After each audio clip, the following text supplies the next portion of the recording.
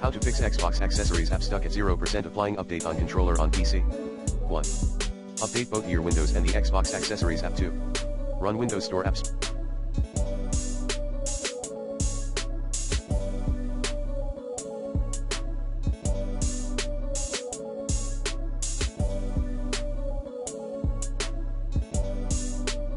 Troubleshooter. 3. Update wirelessly or with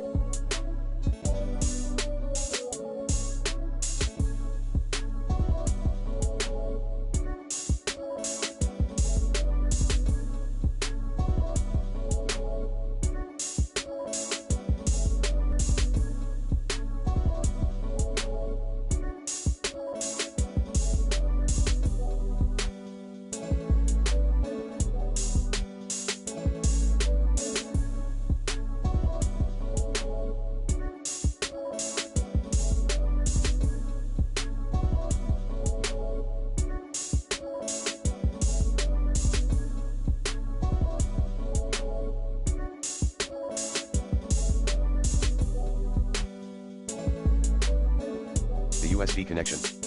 4. Repair/reset/reinstall the Xbox accessories app. 5. Update the controller.